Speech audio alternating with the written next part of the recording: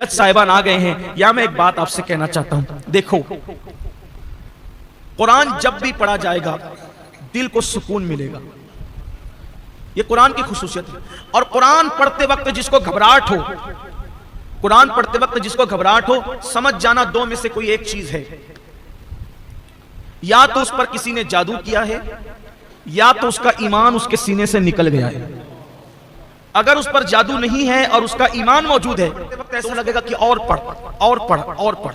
وجہ یہ ہے، بہت خوبصورت وجہ ہے، اس کو دل کے کان سے سن لے، بہت خوبصورت وجہ ہے۔ دیکھو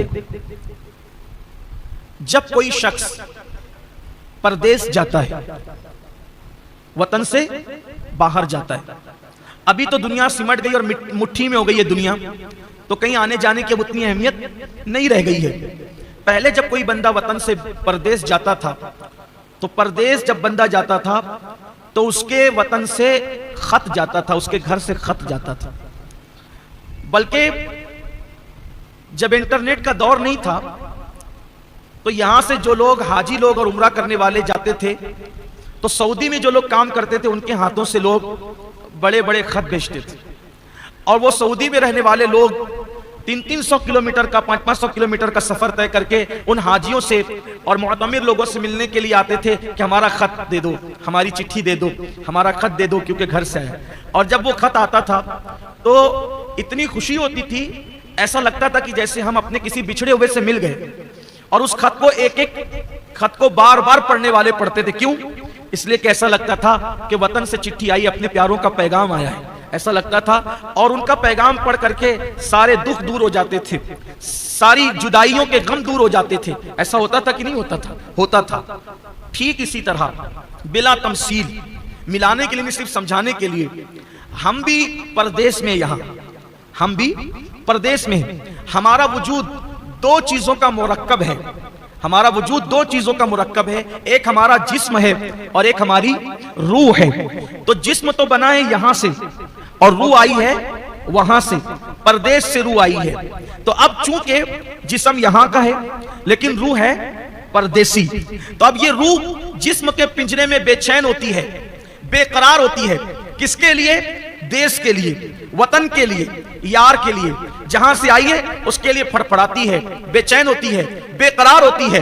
تو اب ایسے میں آدمی بے چین اور بے قرار ہوتا ہے، روح بے چین ہوتی ہے تو انسان بے قرار ہوتا ہے۔ آنکھوں کی کوئی حیثیت نہیں، ہاتھوں کی کوئی حیثیت نہیں، پیروں کی کوئی حیثیت نہیں، جسم کی کوئی حیثیت نہیں، یہ پنجرا ہے، پنجرا، اور اس میں اصل وہ پرندہ ہے جسے روح کہتے ہیں۔ جب تک وہ انسان زندہ ہے، جب تک وہ انسان کام کر سکتا ہے، جب تک وہ انسان دیکھ سکتا ہے، جب تک انسان بول سکتا ہے، جب وہ روح نکل جائے تو پھر کچھ نہیں بچتا۔ تو اصل روح ہے، روح کی طاقت اصل ہے، جسم کچھ بھی نہیں ہے، یہ مٹی ہے، یہ پنجرا ہے، پنجرا کچھ نہیں کر سکتا، بلکہ پنجرے کی زینت اور خوبصورت اور آبادی اس وقت تک ہے جب تک کہ چڑیا پنجرے کے اندر بول رہی ہے۔ جس دن کی چڑیا پنجرے سے باہر نکل جائے گی، پنجرا سنا سنا ہو جائے گا۔ ہم سفیر و باغ میں ہیں، کوئی دم کا چہچہا، بلبلیں اڑ جائے گی، سونا چمن رہ جائے گا، چمن کی باغ و بہار ان پرندوں سے جو چہچہا رہے ہیں۔ تو یہ پردیس سے آئی بھی روح ہے، یہ بے چین ہوتی ہے تو پورا وجود بے چین ہو جاتا ہے۔ میرے اللہ نے رحم کیا روحوں کی دنیا پر، میرے اللہ نے کرم کیا روحوں کی دنیا پر۔ اے روحوں جاؤ اور جسموں کے اندر مقیم ہو جاؤ۔ روحوں نے کہا ہوگا مولا تیرے دیدار کے بغیر، تیرے جلووں کے بغیر ہم کیسے رہ سکیں گے؟ تو یار نے کہا میں نہ صحیح، میں اپنی طرف سے تمہیں چٹھی بھیجوں گا، اپنی طرف سے میں پیغام بھیجوں گا، اپنی طرف سے خط بھیجوں گا۔ تو یار نہ صحیح، یار کا فرمان پڑھتے رہنا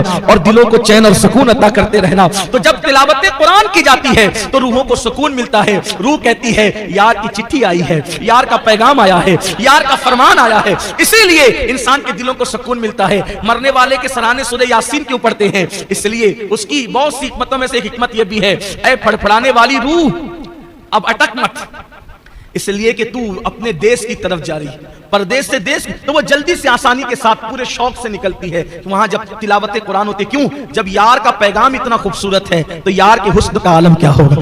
تو اسی دیدار کے شوق میں روح نکلتی ہے۔ اس لیے قرآن پڑھیے اور خوب پڑھیے، بلکہ آپ سب سے کہتا ہوں اس وقت تک مت سوئیے جب تک کہ کم سے کم قرآن کی ایک رکوع نہیں پڑھ لیتے۔ آج سے عہد کرتے ہو